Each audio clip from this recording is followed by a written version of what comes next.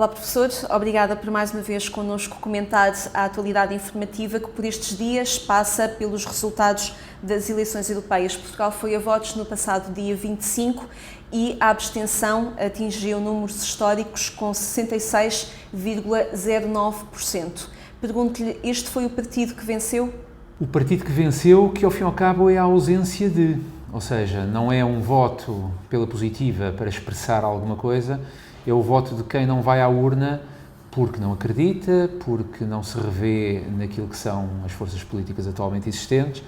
mas começou, de facto, por citar um número que é mágico, no mau sentido. 66% de abstenção é, de facto, a mais alta em eleições, seja para que órgão de soberania for, e deve fazer pensar não apenas os decisores políticos em Portugal, como a Europa em geral, porque está em linha com as taxas gerais em toda a Europa. Houve países em que a taxa foi mais baixa, curiosamente países que ingressaram na Europa há menos anos e onde, portanto, um certo sentimento de identificação com a Europa é mais jovem, mas nos países que pertencem à CEE, UE há mais anos, à Europa há mais anos, as taxas foram altíssimas. Nós podemos interpretá-las como sendo, fundamentalmente, o eleitor que não vota está de acordo com aquilo que se passa, mas eu acho que nestas eleições a interpretação contrária, ou seja, a abstenção é um voto contra, da mesma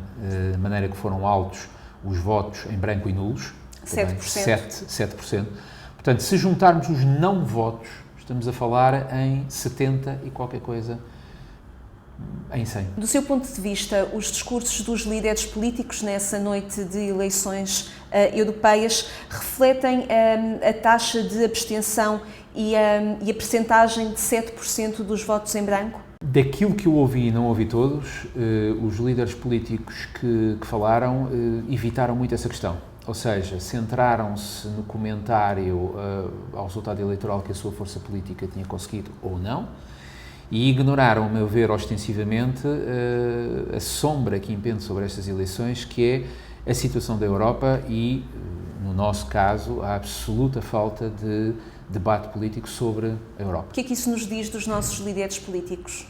Sobre os nossos líderes políticos em Portugal, diz-nos que eles neste momento estão a pensar nas eleições dentro de um ano. E se nós ingressarmos nessa leitura, o nosso susto ainda é maior, porque o panorama eleitoral que saiu das eleições para a Europa no último fim de semana significa a prazo, daqui a um ano, um cenário de ingovernabilidade ou de pântano. Porque o partido que venceu com uma margem mínima, e o chamado centrão somado, por assim dizer, PSD e CDS, a aliança. PSD, CDS e PS somados, neste momento valem 59 em 100.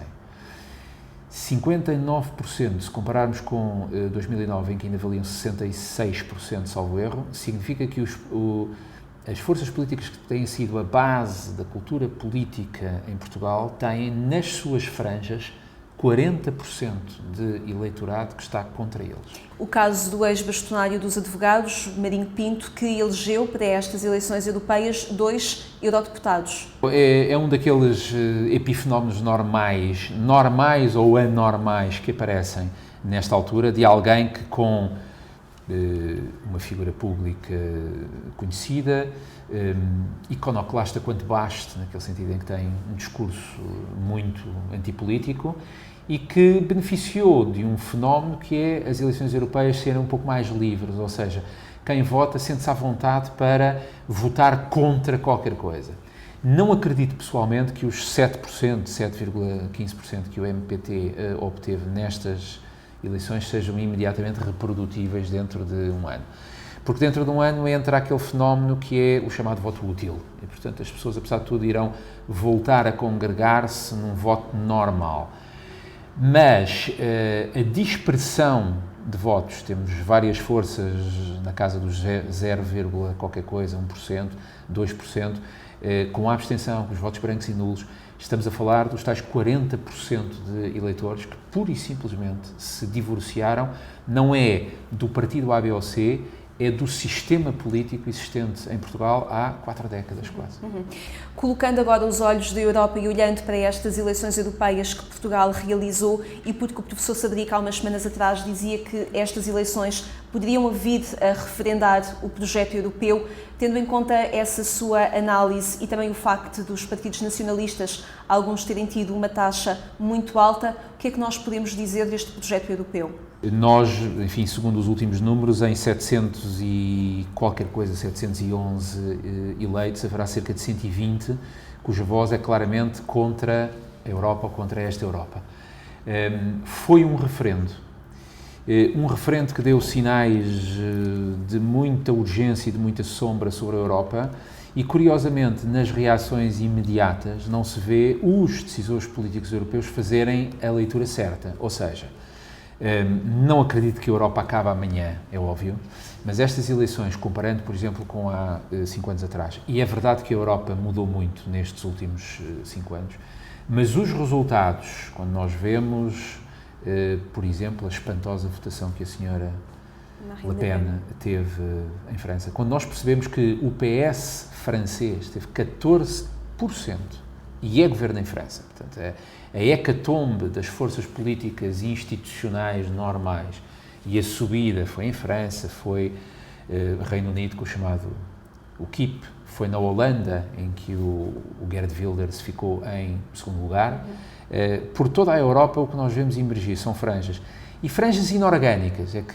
se ainda houvesse um fenómeno de emergência de um discurso europeu novo, organizado, claro, com ideias, mas o que nós vemos é nacionalismo, justicialismo, anarquismo,